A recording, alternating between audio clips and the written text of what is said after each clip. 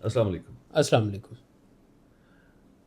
آپ سب دوستوں کے سامنے ریسنٹلی ایک انتہائی دردناک واقعہ جو سوات کے علاقے مدین میں ہوا، مدینہ سے جہاں قرآن پاک کی توہین کے الزام میں ایک شخص کو جلا دیا گیا زندہ یا شاید مرنے کے بعد. ہر دو صورتوں میں ایک انتہائی ناقابل برداشت قسم کے مناظر تھے جن کو دیکھا نہیں جا سکا. ایک انسان کو جلایا جا رہا تھا سڑک پہ رکھ کے، چاہے وہ کافر ہو یا گناہ گار ہو، ظالم ہو، مظلوم ہو، کسی بھی کیفیت میں ہو. ایک انسان کو جلتا دیکھنا بڑا مشکل ہے.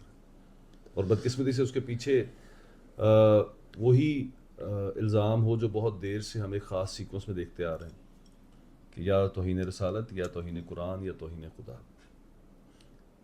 تو اس پہ تینوں طرح کے رجحانات ہمارے معاشرے میں پائے جاتے ہیں. میرے اندر بھی اس کے 2-3 پرتو ہیں. کبھی میں اس کو کسی اینگل سے درست سمجھتا ہوں، کبھی میں اس کو غلط سمجھتا ہوں، کبھی میں اس کو ظلم سمجھتا ہوں، کبھی میں اس کو دنیاوی انصاف جانتا ہوں. ایک انتہائی کنفیوژن ہے خاصا اس امر کو لے کے، جو پاکستان میں بار بار سامنے آتا ہے کہ مقدسات کی توہین ہونا، یہ الزام آنا سامنے، کیونکہ کبھی بھی شواہد نہیں سامنے آتے.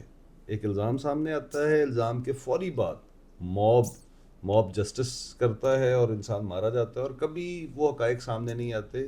کنٹروورسیز ملتی ہیں، جائیداد کا مسئلہ تھا، پیسوں کا مسئلہ تھا، ہو سکتا ہے اس نے سچ میں کیا، ہو سکتا ہے اس نے نہ کیا ہو. جو اس کے پیچھے خاصا بھی یہ رویے ہیں کہ وہ سچ سامنے نہیں آ پاتا، اور ایک خاص طرح کا پاکستان کا، ہماری قوم کا، مسلمانوں کا ایک ناقابل قبول تشخص مارکیٹ کیا جا رہا ہے عدم برداشت کا. اس کے پیچھے جتنا کچھ ہے، میں بڑا دکھی دل سے خاصا یہ بات کر رہا ہوں، اور میں سچے دل سے کہوں تو شاید میں یہ بات کر بھی نہیں پا رہا ہوں، کیونکہ یوں لگ رہا ہے کہ یہ ایک ایسا سلسلہ ہے جو کبھی ختم نہیں ہونا. سر پہلے تو میں ٹو بی ویری آنیسٹ شکریہ ادا کروں گا کہ آپ نے اس موضوع کو چنا.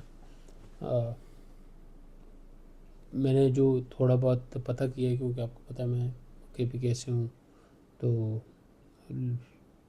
اور دا سیم ٹائم میں کیونکہ سیالکوٹ میں کچھ عرصہ رہا ہوں، تو میں نے جب پتہ کیا وہاں پہ، اب وہ ہوتا ہے میں تقریباً ہر سال کوشش کرتا ہوں کہ میں ناردرن سائڈ پہ چکر لگاؤں، اور ساؤتھ میری فیوریٹ ڈیسٹینیشن ہے، ون آف دا فیوریٹ.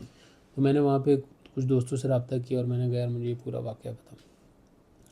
واقعے کے تو بہت سارے ورژن ہیں، لیکن جو ڈیٹیل سے معاملات ہیں وہ یہ ہیں کہ یہ جو صاحب ہیں ان کا نام سلمان یا سلیمان تھا، اور یہ سیالکوٹ کے رہائشی تھے.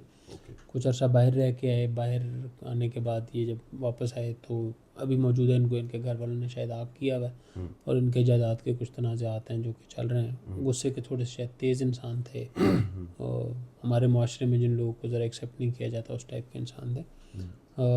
گرمیوں میں شاید یہ وہاں پہ سوات میں گئے ہوئے تھے وہ، اور وہاں پہ کچھ جلے ہوئے اوراق جو جس پہ عربی لکھی ہوئی تھی، کچھ لوگ کہتے ہیں کہ قرآن مجید کے جلے ہوئے اوراق جو ہے وہ ملے، اور اس میں اس کا الزام ان کے سر پہ آیا.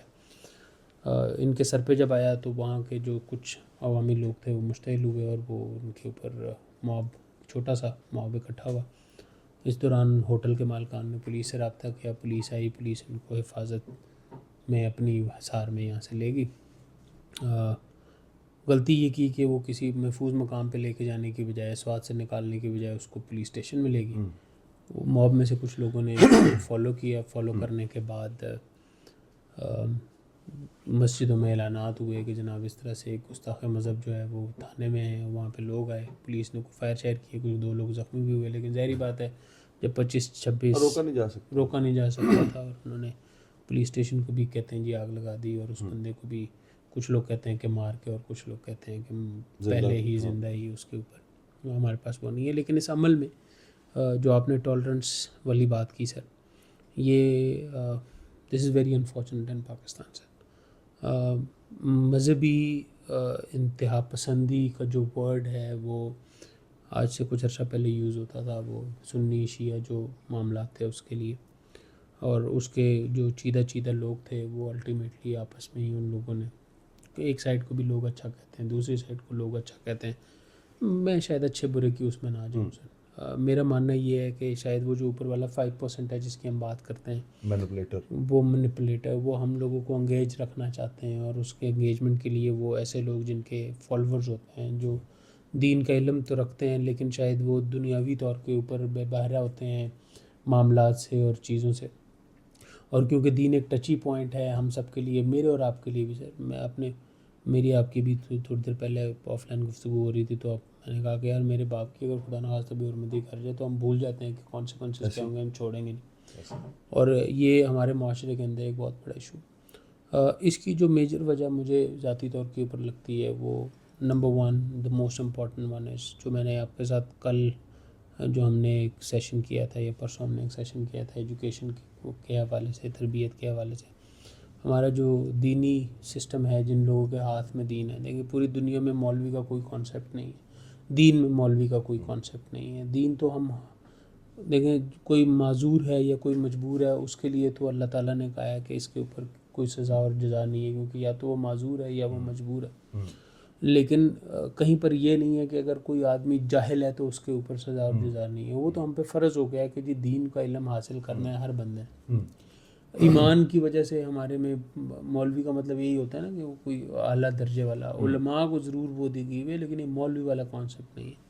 انفارچونیٹلی بہت سارے اچھے لوگ بھی جنہوں نے ساری زندگی دین کی خدمت کی ہوتی ہے، دنیا سے بے بہرہ ہونے کی وجہ سے، دنیاوی معاملات سے بے بہرہ ہونے کی وجہ سے اس 5% کے ہاتھوں یوز ہو جاتے ہیں، اور یوز ہونے کے بعد جو ہے وہ معاشرے کے اندر یہ نفرت بڑھتی ہے. میرے خیال میں میں نے اپنے بچپن میں یہ سنی شیعہ جو سنی پرٹیکولرلی جو دیوبندی مکتبہ فکر میں جو کچھ تھے، یا ایون کچھ جو اہل حدیث مکتبہ فکر کے اندر بھی جو تھوڑی سی انتہا پسندی کی طرف روش رکھنے والے لوگ تھے، ان لوگوں میں تو سنا تھا. لیکن یہ جو بریلویوں والا جو ایلیمنٹ تھا، یہ ہمیشہ سے مفاہمت پسند، محبت پسند، عشق اور محبت کی. وہ کہتے تھے جی آپ بلود والے ہیں کہ درود والے ہیں. آپ کو یاد ہوگا جب طالبان والا ایلیمنٹ آیا تھا تو وہ کہتے تھے جی ہم وہ درود والوں کو بھی برود والا نعوذ باللہ جو ہے وہ کرتی ہے، اور یہ بہت بڑی زیادتی ہے. دوسری سر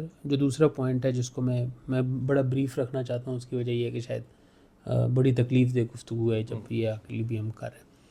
دوسرا جو سب سے بڑا ایلیمنٹ ہے سر، وہ صرف اس میں نہیں ہے، یہ صرف دینی میں نہیں بلکہ دنیاوی جو ٹالرنس ہے وہ بھی ہم میں ختم ہو گئی.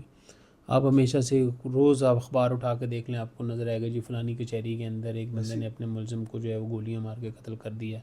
ہتھ کڑی لگم ملزم جو کہ اس وقت انڈر ٹرائل ہے، اس کو مار دی. ٹھیک، یہ جو بہت بڑی ریزن ہے نا، وہ ریزن ہے ہماری جوڈیشری کا غیر فعال ہونا. اب اس کے غیر فعال ہونے کی بہت ساری ریزنز ہیں، اور ساری کی ساری ریزن 5% کے اوپر ہی جاتی ہے. ٹھیک ہے، مقتدرہ نہیں چلنی دیتی کیونکہ وہ چاہتی ہے کہ یہ والا ایلیمنٹ ہو جائے. ہمارے جو جوڈیشل سسٹم ہے، اس سسٹم میں جتنے بھی کمپوننٹ ہیں، وکلاء ہوں، اس میں جو پولیس انویسٹیگیشن ہو، اس میں جج حضرات ہوں، وہ سارے کے سارے جو ہے وہ ایک ایسے سسٹم اور ایک ایسے پروسیس میں پھنس گئے ہیں کہ وہ ایک بندہ کہتا ہے نا کہ جی وہ ایک خاتون کا سپریم کورٹ سے اس کے حق میں فیصلہ آیا تو پتہ چلا کہ 20 سال پہلے وہ فوت ہو چکی ہے. سو اس سسٹم کو بہتر کرنے کی ضرورت ہے سر، اور اس سسٹم کو بہتر کرنے کے لیے سب سے پہلے اس سسٹم پہ ہمارا عام عوام کا اس سسٹم پہ اعتماد کرنا اور اس سسٹم کے ساتھ کھڑے ہونا، کیونکہ وہ بھی ہم لوگوں میں سے ہیں، وہ بہت زیادہ ضروری ہے. جب تک یہ نہیں ہوگا، دوسرا ان سب سے امپورٹنٹ چیز سر، وہ کوئی بھی ہو. میرے ایک استاد تھے سر، وہ میں نام بھی لے لیتا ہوں، حاجی امداد اللہ صاحب. میں درس نظامی پڑھتا تھا تو he is one of my favourite person, he still one of my favourite person. اس ٹائم میں یوحنا آباد میں وہ مدرسہ چلاتے تھے، جس وقت مدرسے کے طلباء ایک ٹائم کا کھانا کھاتے تھے تو اگلے ٹائم کا پتہ نہیں ہوتا تھا کہ کھائیں گے کہ نہیں. اور یوحنا آباد کے اندر اس ٹائم کے اندر انہوں نے مدرسہ بنایا اور اس کو چلایا ماشاء اللہ سے، اور بڑا اچھا دین کا کام کر رہے ہیں. وہ بات کہتے ہوتے تھے کہ اگر کوئی بڑا چول مارتا ہے تو وہ بھی وہ چول فرماتا نہیں ہے، وہ چول مارتا ہی ہے. بالکل، بہت خوب، بہت خوب. چول کوئی بھی مارے وہ چول ہی ہوتی ہے، اور کوئی بھی انسان معصوم نہیں. ٹھیک ہے، اگر کوئی بھی آدمی وہ کتنا مرضی بڑا کیوں نہ ہو، اس کے لیے اس سے ہٹ کے جتنا مرضی احترام کیوں نہ ہو، اگر وہ دینی یا دنیاوی انتہا پسندی پھیلا رہا ہے، تو ہمیں، مجھے، عاصم صاحب، آپ کو اور ہمارے سننے والوں کو اس سے برات کا اعلان کرنا بہت چاہیے، خوب، اور اس سے جتنا دور رہا جا سکے اتنا دور رہنا چاہیے سر۔ بہت خوب خان صاحب، آپ نے یہ جو پہلا پارٹ کور کیا نا، ریلی ریلی ریلی اپریشیٹ، سر یہ بہت خوبصورت بات ہے کہ کوئی کسی بھی مکتب سے، کسی بھی مسلک سے، کسی بھی شعبہ زندگی سے تعلق رکھتا ہے اور وہ عدم برداشت کو پھیلا رہا ہے تو ہمیں اس سے برات کا اعلان کرنا بالکل چاہیے، اور یہ کرنا سنت نبوی ہے سر۔ چاہیے، اور یہ سنت نبوی ہے سر۔ خان صاحب، تھوڑی سی میں عرض آپ کی خدمت میں کروں کہ نواز شریف صاحب کے دور میں تحریک لبیک نے ایک تحریک چلائی، شاید کوئی ختم نبوت کی شک میں مسئلہ تھا اس وقت، ٹھیک ہے، تحریک لبیک ویسے شروع ہوئی تھی مسلمان تاثیر والے معاملے سے، لیکن اس کے بعد انہوں نے ایک تحریک چلائی جب دھرنا ہوا۔ اب اوکے، پتہ چل رہا ہے کہ وہ بیسکلی اسٹیبلشمنٹ اور نواز شریف کی لڑائی تھی، تو اسٹیبلشمنٹ نے یوز کیا اس کے خلاف، ٹھیک۔ اوکے، عمران خان صاحب کا دھرنا آیا تو اب پتہ چل رہا ہے کہ اسٹیبلشمنٹ نے اسے نواز شریف کے خلاف استعمال کیا۔ ٹھیک ہے، اسی طرح آج پتہ چل رہا ہے تاریخ میں بڑے بڑے ایونٹس ہوئے ہیں، اور کہ وہ ایونٹس ایکچوئل جو نظر آ رہے تھے وہ نہیں تھے، وہ ایک مقتدرہ دوسری مقتدرہ کے خلاف اپنا کوئی ویسٹڈ انٹرسٹ پورا کرنے کے لیے وہ کارروائی کروا رہی تھی۔ اور یہ بھی ہم نے دیکھا ہے کہ کوئی بہت ایک قابل ذکر معاملہ ہوا ہوتا ہے ریاست کے اندر، جس سے لوگوں کی نظر ہٹانے کے لیے ایک دوسرا قابل ذکر واقعہ کروا دیا جاتا ہے تاکہ اس طرف سے نظر ہٹ جائے اور دوسری طرف چلا جائے، میڈیا میں سپیس نہ ملے اس کو جسے چھپانا ہے۔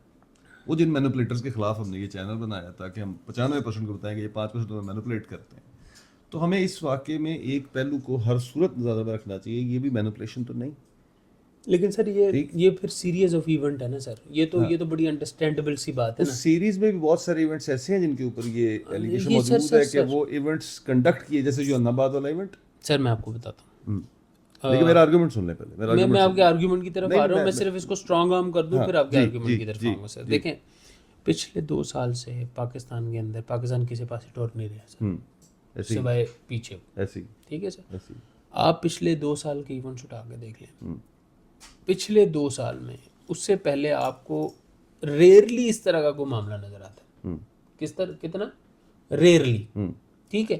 اور جو بھی ایونٹ آپ کو نظر آتا ہے اس کے پیچھے کوئی نہ کوئی پرسنل وجہ ہوتی تھی کہ جناب کسی نے کسی کو پیسے لینے نے، کسی نے کسی دے نال کوئی پانی دا رولا ہے، زمین دا رولا ہے۔ پچھلے آپ کو نا 2 سال کے اندر آپ کو سرگودا والا واقعہ، جڑامالا والا واقعہ، ننکانے والا واقعہ، یہ والا واقعہ، ٹھیک ہے، ان سارے واقعات، سیالکوٹ والا واقعہ، ان سارے واقعات میں آپ کو، سیالکوٹ والے معاملے میں چلو وہ تھا پرسنل، وہ ان میں آپ کو کوئی پرسنل چیز نظر نہیں آتی سر۔ اس میں اور ان میں فرق کیا ہے سر؟ اس میں اور ان میں فرق یہ ہے کہ میری ذاتی آج کی رائے، ہو سکتا ہے کہ آج سے سال 2 سال بعد ہمیں پتہ چل جائے کہ اس کے پیچھے بھی کوئی کہانی ہو، لیکن مجھے ذاتی طور کے اوپر لگتا ہے کہ یہ جو عدم برداشت کی ایک فضا قائم کی گئی ہے نا سر، یہ اس کا شاخسان۔ اچھا، اس پہ آتے ہیں، میں گزارش یہ کرنے لگا ہوں کہ اس کو ایلیمینیٹ نہیں کیا جا سکتا نہیں کیا جا کہ سکتا، پاکستان کے اندر ایونٹس کنڈکٹ کرائے جاتے ہیں اور ان کو اس سائز کا کنڈکٹ کیا جاتا ہے جس سائز کی چیز کو چھپانا ہوتا ہے۔ بالکل ایسے ایک چیز تو اس کو ایک سائڈ پہ رکھ دیں، اس کو ہم ذہن میں رکھیں، یہ میں اس لیے آج بولا ہے کہ یہ تاریخ کا حصہ رہے، مجھے لگتا ہے کبھی نہ کبھی اس میں سے بھی کوئی ایسی بات نکل آئے گی۔ اچھا، کانسپریسی تھیوریز بھی بہت ہوتی ہیں پاکستان۔ دوسرا جو اہم بات ہے جس کی طرف آپ نے اشارہ کیا، بدقسمتی یہ ہے کہ ہمارے ہاں نبی کریم صلی اللہ علیہ وسلم کی ذات کی پیروی کو بنیاد بنانے کی بجائے ایک عشق نام کی ایک فلسفی ہم نے تیار کر لی ہے بائی دا ٹائم، یعنی فوکس اس پہ نہیں ہے کہ نبی کریم صلی اللہ علیہ وسلم کی ذات کی پیروی کرنی ہے، جو قرآن کا فلسفہ ہے،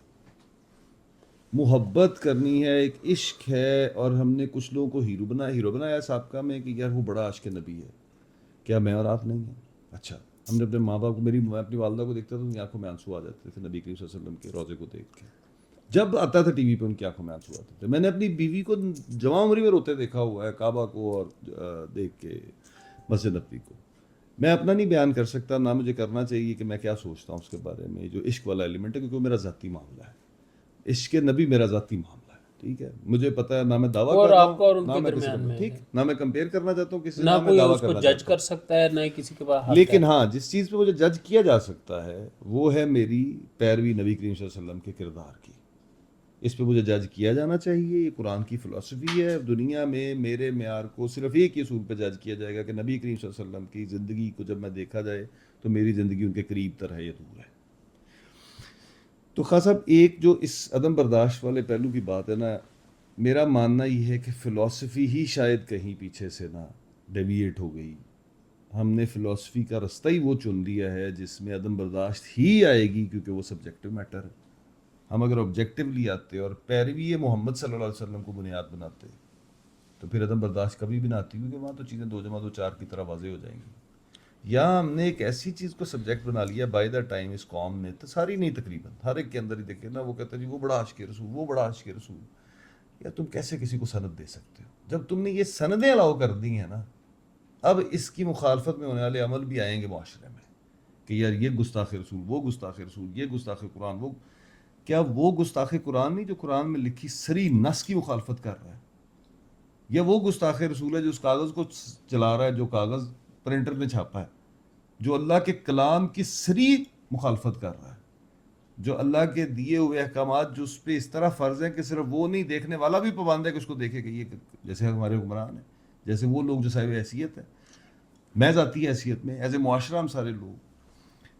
تو بدقسمتی سے یہ جرم ہے. میرا دین بھی کہتا ہے، میرا قانون بھی کہتا ہے کہ نہ خدا کی توہین ہو سکتی ہے، نہ قرآن کی توہین ہو سکتی ہے، نہ شرع اسلام کی توہین ہو سکتی ہے، نہ نبی کریم صلی اللہ علیہ وسلم کی توہین ہو سکتی ہے. ٹھیک، یہ میرا قانون بھی ہے، میرے آئین کا حصہ ہے، میرے دین کا حصہ ہے. اس کے اوپر پھر ایک ضابطہ بنا ہوا ہے.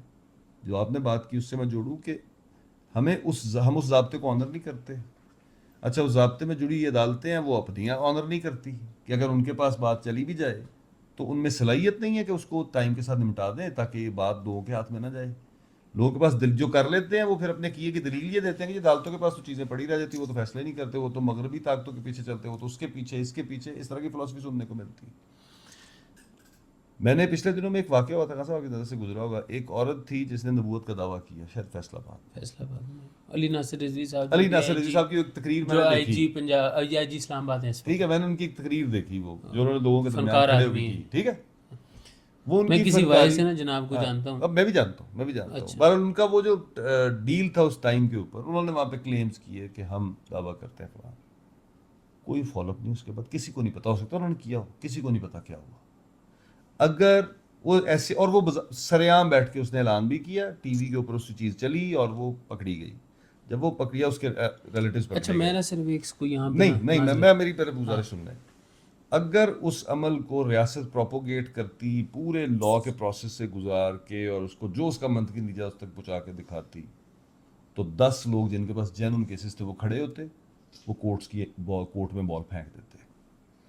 بدقسمتی یہ ہے کہ خان صاحب یہ بات 100% درست ہے جو آپ کر رہے ہیں کہ ہمارے کورٹس کے پروسیس کی آنر کریں گے ہم سارے مل کے، یہ بات درست ہے. لیکن بدقسمتی یہ کہ یہ بات درست ہے، صلاحیت نہیں ہے ان کے اندر بھی، یا پرائرٹی نہیں ہے. سر آپ کی بات سے میں 100% ایگری کرتا جاؤں. ضمناً صرف وہ بات کروں سر، ایک سیالکوٹ والا معاملہ ہوا اور ایک یہ فیصل آباد والا معاملہ. سیالکوٹ والا معاملہ جو تھا وہ اس وقت جو ڈی پی او صاحب تھے، اور جب فیصل آباد کا معاملہ ہوا تو اس وقت علی ناصر رضوی صاحب، یہ دونوں بیچ میٹ تھے. اوکے، دونوں 2004 کے. وہاں پہ جو ڈی پی او صاحب تھے اور یہاں پر جو معاملہ، آپ کو ان صاحب کا کسی قسم کا کوئی بیان نظر نہیں آیا ہوگا. مجھے ان کا نام پتہ ہے، نام لینا مناسب نہیں ہے کیونکہ وہ خود سامنے نہیں آئے تو میرا نام بھی لینا مناسب نہیں ہے. آج کل میرے حال میں پاکستان میں نہیں ہے، کینیڈا میں. ہمارا سب سے بڑا پرابلم یہی ہے کہ ہم سیویئر بننے کی کوشش کرتے ہیں علی ناصر رضوی صاحب کی طرف کہ جی ہم سیویئر. آپ سیویئر نہیں ہیں بھائی، آپ کا کام نہیں ہے یہ، موب کا کام نہیں ہے سزا دینا. سر 2 چیزیں یہ سر آپ لوگوں کے لیے، یہ عاصم بھائی آپ کے لیے اور یہ میری ذات کے لیے بھی 2 چیزیں، ایک ہے شریعت اور ایک ہے روحانیت. روحانیت جو ہے نا سر، اس کا کوئی جج نہیں ہو سکتا. وہ آپ کا اور جس کا معاملہ ہے نا، آپ کا شروع نیچے سے شروع ہو جاتے ہیں. آپ کی اور میری جو تعلق ہے وہ میں اور آپ جانتے ہیں، کوئی تیسرا بندہ اس کو جج نہیں کر سکتا. میرا اپنے والدین سے، میرا اپنے بچوں سے، میرا اپنے بھائیوں سے جو معاملہ ہے وہ ایک روحانی معاملہ ہے. ٹھیک ہے، نو بڈی از ٹو جج. میرے دین سے، میرے آقا و مولا سے، میرے سر کے تاج اہل بیت سے، میرے ماتھے کا جومر صحابہ سے، ان سے میرا کیا ہے اس کے لیے بالکل ٹھیک. نہ کسی کا سرٹیفکیٹ چاہیے، نہ نہیں کوئی حج کر چاہیے، سکتا. نہیں چاہیے، آپ کو بھی نہیں چاہیے، بالکل ٹھیک، بالکل آپ کو بھی نہیں چاہیے، ان کو بھی نہیں چاہیے، مجھے بھی نہیں چاہیے. شریعت آن دا ادر ہینڈ، آپ کسی بھی قرآن پاک کے زبر زیر پیش کی صحت کا، خیر زبر زیر پیش عربی میں ہوتا نہیں ہے، وہ اس نے لگایا، لیکن ہم میں کہتا ہوں ایک الف کا، الف لام میم کے الف کا انکار کریں گے نا، آپ دین اسلام سے خارج ہو جائیں گے. یہ شریعت کہتی ہے. بے شک بے شک. وہی شریعت نے سزا اور جزا کا ایک عمل بنایا. بالکل ٹھیک. اگر صرف اس شریعت پہ عمل کیا جائے، سر خلیفہ اول ابو بکر صدیق رضی اللہ تعالیٰ عنہ کے دور میں زکوٰۃ لینے والا کوئی نہیں تھا، ایسے ہی مک گیا سر. ایسے ہی سسٹم ہی اتنا پیارا ہے. ایسے ہی. اور جدے ہاتھ اگر تسی کٹنے شروع کر دو چوری تے تو کوئی چوری کرے گا. بالکل ٹھیک، بالکل ٹھیک. ٹھیک ہے. اور پھر اس کو یہ بات اگین کہ جو آدمی آپ نے چوری نہیں کی، آپ کے اوپر چوری کا الزام لگایا، میں الزام ثابت نہیں کر سکا، تو پھر بہتان والے کے کٹیں گے. تو پھر بہتان والے کے کٹیں گے. بیوٹیفل. ٹھیک ہے. سوابی کے اندر یونیورسٹی میں ایک بندے کو مار دیا گیا، اس کو اگر ثابت نہیں کر سکے تو ان سب کو سزا ملنی چاہیے تھی نا. سنسار ہونے چاہیے تھے. بالکل ٹھیک، بالکل ٹھیک. تو گردنیں پھر ان کی کوئی نہ اترنی چاہیے لگاتا، تھی. بالکل پھر ٹھیک. کوئی نہ لگاتا. حل اس کا بھی شریعت ہی ہے. بالکل حل ٹھیک. اس کا بھی شریعت ہی. بالکل ٹھیک. ٹھیک ہے. اور پاکستان میں سمجھیں اس چیز کو. سر سب سے پہلے مجھے عاصم صاحب آپ کو اور پھر ہمارے سننے والوں کو سمجھنے کی ضرورت ہے کہ جب ہم آئین کو پڑھتے ہیں تو آئین یہ کہتا ہے کہ شریعت کی جو بھی قانون بنے گا وہ شریعت کی روشنی میں بنے گا، ورنہ نہیں بنے گا. بلکہ بہت سارے قانون تو ایز اٹ از ہی شریعت سے لے کے ایسے ہی قتل کے بدلے میں قتل، حدود جو ہے وہ تو ویسے ہی نافذ ہوا. ٹھیک ہے. اور کچھ جو نافذ نہیں ہوئے وہ ہونے چاہیے. ایسے ہی. ٹھیک ہے. میری صرف اور صرف ریکویسٹ یہ ہے، میں اپنی کلوزنگ آرگیومنٹس دے رہا ہوں کہ خدا کے لیے کسی کو اس کی روحانیت پہ، اس کی ایمان پہ جج کرنا چھوڑ دیں. آپ کے ادارے ہیں، ان اداروں کے ساتھ آپ کھڑے ہوں گے، سب سے پہلے آپ اعتماد کریں گے اور ان کو یقین دلوائیں گے کہ آپ اعتماد کرتے ہیں. سر اگر آپ رشوت نہیں دیں گے کوئی آپ سے رشوت نہیں مانگ سکتا. آپ اگر 2 نمبری نہیں کریں گے کوئی مائی کلال آپ کے ساتھ 2 نمبری نہیں کر سکتا. کتابی باتیں نہیں کر رہا ہوں میں، فیکچولی آپ کو بتا رہا ہوں. جب آپ کی کسی کے ساتھ لڑائی ہوتی ہے نا سر، تو جس طرح آپ ڈر رہے ہوتے ہیں نا کہ بھائی جان سر پھٹ جائے گا، ابا جی گھر سے نکال دیں گے، وہ بھرا پولیس چ نہ ہوئے، وہ بھرا جج نہ ہوئے، وہ کو بندوق نہ ہوئے، اسی طریقے کے ساتھ اگلا بھی ڈر رہا ہوتا ہے. اس چیز کو سمجھیں. ہیومن بیہیویئر انڈیویجویلٹی میں بالکل الگ ہو سکتا ہے لیکن ہم سوچتے ایک جیسا ہی ہیں. دین رحمت کا دین ہے، دین سیدھا راستہ ہے. دین میں اپنی پرسنل وینجنس مت نکالیں. اور سب سے امپورٹنٹ چیز، کسی کو سرٹیفکیٹ نہ دیں کہ وہ گستاخ ہے یا وہ عاشق ہے. اگر اس نے صریحاً گستاخی کی ہے تو اس کو اٹھا کے پولیس کے حوالے کریں، پھر فالو اپ کریں. اگر آپ عاشق رسول اپنے آپ کو سمجھتے ہیں، آپ ہی جانتے ہیں کہ آپ عاشق رسول ہیں کہ نہیں ہیں، اگر آپ سمجھتے ہیں تو فالو اپ کریں. تن من دھن قربان ہے حضور کی شان پہ. اگر ہے تو کریں لیکن صحیح طریقے کے ساتھ کریں. تن من دھن اس طریقے کے ساتھ لگائیں کہ جناب فالو اپ کریں، اس بندے کو عدالتوں سے سزا دلوائیں. تھینک یو سو مچ. عاصم بھائی. خان صاحب بہت خوبصورت بات آپ نے کی ہے. مشکل کام کریں، جو خان صاحب فرما رہے ہیں، مشکل کام کریں. آسان کام ہے کسی کی گردن اتار دینا، مشکل کام ہے پاکستان جیسے ملک میں جوڈیشل پروسیس سے گزار کے کسی بندے کو سزا دلوانا. مشکل کام کریں. آپ بڑے منصب کے کلیمنٹ ہیں. میں بطور مسلمان عاشق رسول ہونے کا کہہ کر بہت بڑے منصب کا دعویٰ کرتا ہوں، تو پھر میری ذمہ داری بھی بڑی ہو جاتی ہے. نمبر 1، مجھے ایسا کوئی عمل نہیں کرنا جس کی اجازت میری شریعت نہیں دیتی، میرے ملک کا قانون نہیں دیتا. نمبر 2، مجھے ہر وہ عمل کرنا ہے جس کے ذریعے میں اپنی شریعت اور اپنے ملک کے قانون کو مضبوط کر سکتا ہوں. تو میری ایز اے مسلمان یہ بنیادی ڈیوٹی ہے کہ مجھے کسی صورت ظالم کا ساتھی نہیں بننا. اور ظالم کا مطلب یہ نہیں ہے کہ کوئی بندہ کسی بندے کو قتل کر رہا ہے، کوئی بندہ کسی بندے کو ضرب لگا رہا ہے، چوٹ پہنچا رہا ہے. ظلم کا مطلب ہے وہ عمل کرنا جو میرا حق نہیں ہے کرنے کا، جس کو کرنے کا میں حقدار نہیں ہوں. میرا وہ عمل کرنا ظلم ہے، چاہے وہ گفتگو کے طور پہ کر رہا ہوں، چاہے وہ ہاتھ کے ذریعے کسی عمل کے ذریعے کر رہا ہوں، یا چاہے میں خط و کتابت، ویڈیو میکنگ، کسی بھی جگہ پہ وہ کام کر رہا ہوں جو کرنے کو میں ڈیزرو نہیں کرتا، وہ ظلم ہے. بطور مسلمان میرے پہ فرض ہے کہ میں ظالم نہیں ہو سکتا اور میں ظلم کا ساتھ نہیں دے سکتا. موب کے پیچھے چھپ کے کسی بندے کو اپنے ہاتھ سے سزا دینا میرا دین اجازت نہیں دیتا. میرا دین کہتا ہے کہ مجھے اس اسلامی ریاست میں اس ملک کے قوانین کو آنر کرنا ہے.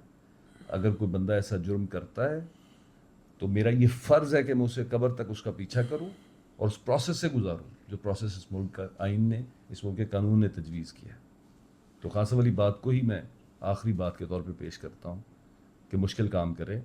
جو لوگ توہین رسالت کے مرتکب ہوں، توہین خدا کے مرتکب ہوں، توہین قرآن کے، شاعر اسلام کے توہین کریں، ان لوگوں کو قانون کے ذریعے مشکل رستہ طے کر کے اپنا مال خرچ کریں، اپنی زندگی کھپا دیں، 20 سال لگتے ہیں لگائیں. آپ کا گزارا ایک ایک پل آپ کو انشاءاللہ قیامت کے دن لوٹایا جائے گا، سود کے ساتھ لوٹایا جائے گا. لیکن اگر آپ یہ شارٹ کٹ ماریں گے نا کہ جان لے لوں گا اور میں عشق رسول کا سرٹیفکیٹ قیامت والے دن مل جائے گا، تو مجھے خدشہ ہے کہ ایسا شاید نہ ہو. دعا میں یاد رکھیں. بات سمجھ آ گئی ہو تو آگے شیئر ضرور کریں اور اس چینل کو سبسکرائب کریں. بہت شکریہ. اللہ حافظ. السلام علیکم.